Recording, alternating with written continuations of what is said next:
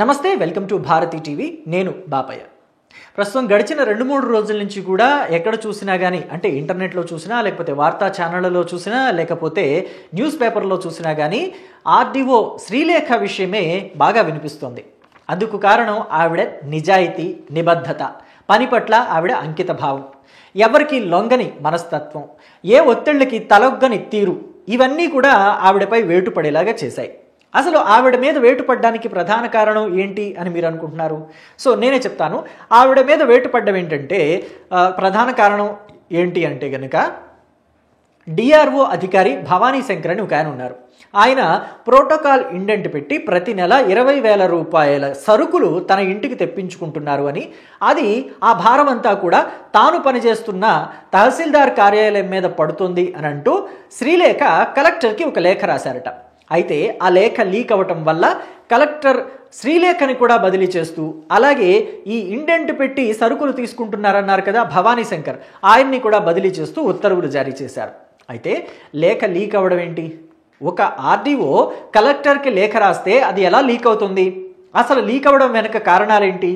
నిజమే కదా, లాజిక్ కనిపిస్తుంది కదా, ఏదో తేడా ఉంది కదా, తేడా కొడుతుందిరా సీనా అని అంటాడు చూసారా ఒక సినిమాలో. సో అదే కొడుతుంది తేడా.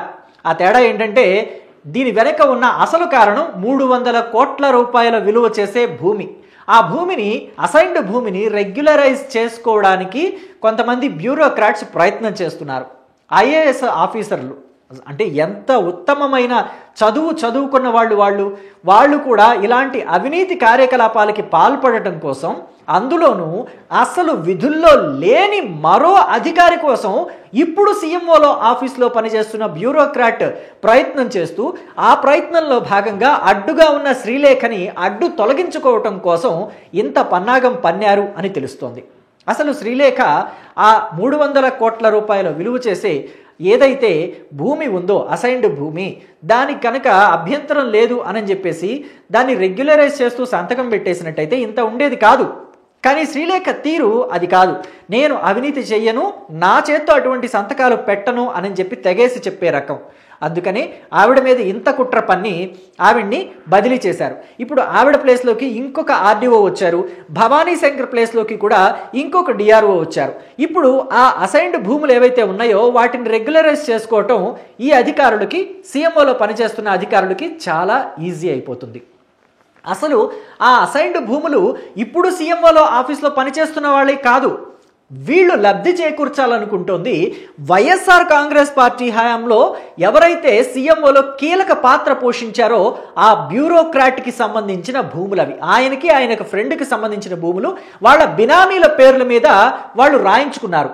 ఆ రాయించుకున్న అసైన్డ్ భూముల్ని ఇప్పుడు రెగ్యులరైజ్ చేసుకోవడానికి అని చెప్పేసి వాళ్ళ ప్రయత్నాలు. ఆ ప్రయత్నాలకి అడ్డుగా తగులుతోంది శ్రీలేఖ. వాళ్ళ కాలి కింద ముళ్ళులాగా ఉంది.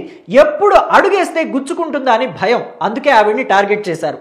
కేవలం ఆవిడ్ని టార్గెట్ చేయటమే కదా, టార్చర్ చేశారని చెప్పాలి. ఆవిడకి ఏ టైంలో పడితే ఆ టైంలో ఫోన్లు చేసేవాళ్ళట. అంటే ఇంకా మీకు క్లియర్గా చెప్పాలంటే, ఆర్డీఓ స్థాయిలో ఉన్న అధికారి ఎవరైనా ఢిల్లీ నుంచి ఉన్నతాధికారులు, కేంద్రం నుంచి ఉన్నతాధికారులు వస్తున్నారంటే వాళ్ళని రిసీవ్ చేసుకోవడానికి వెళ్ళాలి. కానీ మహిళా అధికారి అయినా ఎప్పుడు ఏ టైం వరకు వెళతారు? సాయంత్రం 7 గంటల లోపు అయితే మహిళా అధికారికి చెప్పొచ్చు. కానీ 7 గంటలు దాటిన తర్వాత ఏ బుద్ధి జ్ఞానం ఉన్న ఉన్నతాధికారైనా మహిళా అధికారుల్ని ఈ ప్రోటోకాల్స్కి వాడతారా? పైగా వాళ్ళకి కొంచెం అన్న సెన్స్ ఉండొద్దా? ఒక అధికారి రైల్వే స్టేషన్కో లేకపోతే ఎయిర్పోర్ట్కో వెళ్ళి ఒక ఉన్నతాధికారిని రిసీవ్ చేసుకోవాలంటే ఎంత గ్యాప్ ఉండాలి? అంటే వాళ్ళకి ఎంత సమయం ఇవ్వాలి? వాళ్ళకి ఏ టైంలో ఫోన్ చేసి చెప్పాలి? ఫర్ ఎగ్జాంపుల్ సాయంత్రం 5 గంటలకి ఒక వ్యక్తి రైల్వే స్టేషన్లో దిగుతున్నాడు అనుకోండి, విశాఖ రైల్వే స్టేషన్లో దిగుతున్నాడు. ఆ ఆర్డీఓకి ఏ టైంకి చెప్పాలి? కనీసం 3 చెప్పాలి కదా. ఎయిర్పోర్ట్లో దిగుతున్నారు ఒక వ్యక్తి, మధ్యాహ్నం 2 దిగుతున్నారు, కనీసం ఉదయం 11 గంటలకన్నా ఇన్ఫర్మేషన్ చెప్పాలి కదా. వాళ్ళకి తెలుసు కదా ఏ టైంలో వస్తున్నారు, రేపు ఏ టైంకి ఇక్కడికి రీచ్ అవుతారు ఏంటి అనేది మొత్తం తెలుసు. తెలిసిన ఒక గంట ముందు చెప్పి ఆవిడ కాళ్ళ కింద నిప్పులు పోసి పరుగులు పెట్టించడం అంటే ఆవిడ్ని టార్చర్ పెట్టాలని వాళ్ళు కంకణం కట్టుకున్నారా లేదా అన్నది మీకు అర్థమవుతుంది కదా. సో ఆవిడ ఎంతలా టార్చర్ పెట్టారనేది చెప్పడానికి ఇది ఒక చిన్న ఎగ్జాంపుల్. ఇది మాత్రమే కాదు, ఆవిడ మీద గతంలో కూడా ఇలా రివెంజ్ తీర్చుకున్న సందర్భాలు ఉన్నాయి. ఆవిడ చెవిరెడ్డి భాస్కర్ రెడ్డి మీద కూడా ఒంటికాలతో వెళ్ళారు. ఎందుకని అంటే ఆయన చేస్తున్న అక్రమాలు అలా ఉన్నాయి. ఆవిడ ఎర్రగొండపాలెం ఆర్ఓగా రిటర్నింగ్ అధికారిగా పనిచేస్తున్న క్రమంలో ఆయన చెప్పినట్టు ఆవిడ తలగ్గుకపోవటం వల్ల ఆవిడ మీద అసమర్థురాలు అన్న నింద వేసి ఆవిడ్ని ఆర్ఓ బాధ్యతల నుంచి తప్పించేలాగా ఆయన పావులు కదిపారు చెవిరెడ్డి భాస్కర్ రెడ్డి. పైగా ఆవిడ్ని సరెండర్ కూడా చేశారు. సో ఇది అంటే ఎంత పాపం, ఎంత అన్యాయం అది ఆవిడ మీద. ఒక ఆడపిల్ల, కమ్మ సామాజిక వర్గానికి చెందిన అమ్మాయి కావటమే ఆమె చేసుకున్న పాపం. పైగా అందులోనూ ఆడపిల్ల అయి ఉండి ఎదురు తిరగటం, ఉన్నతాధికారులు తప్పుడు పనులు చెప్తే కూడా అవి తూచా తప్పకుండా పాటించటం అనేది చెయ్యలేదు ఆవిడ. అదే ఆవిడ చేసిన పెద్ద పాపం. వాళ్ళు చెప్పిన పనులన్నీ వాళ్ళు చేయమన్న తప్పుడు పనులన్నీ చేసేసి ఉంటే ఆవిడకి ఇన్ని అవస్థలు ఉండేవి కావు, ఇన్ని ఇబ్బందులు వచ్చేవి కావు. ఆవిడ అందరికలాగే జీతాలు తీసుకునేది. గతంలో ఆవిడని సరెండర్ చేసినప్పుడు 4 నెలల పాటు ఆవిడ జీతం కూడా నిలిచిపోయింది. దానికి సంబంధించిన ఫైల్ కూడా ఉన్నతాధికారులు తొక్కిపట్టారు. అందులోనూ ఆవిడ చెవిరెడ్డి భాస్కర్ రెడ్డికి ఎదురు తిరిగింది అంటే అన్యాయానికి ఎదురు తిరిగింది.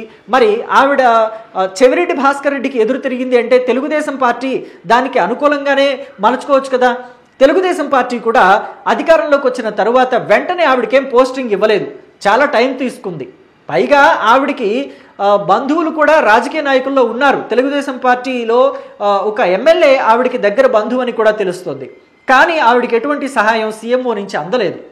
సో ఇదంతా చూస్తుంటే కూడా ఎంత బంధుత్వాలున్నా ఏమున్నా సరే బ్యూరోక్రాట్లకి ఎదురు తిరిగితే వాళ్ళకి టార్గెట్ అయితే గనక చుక్కలు చూపిస్తారనడానికి ఒక్కటే ఉదాహరణ. కానీ బ్యూరోక్రాట్లు వాళ్ళ ప్రతాపం అంతా చూపించేది తెలుగుదేశం పార్టీ అధికారంలో ఉన్నప్పుడే.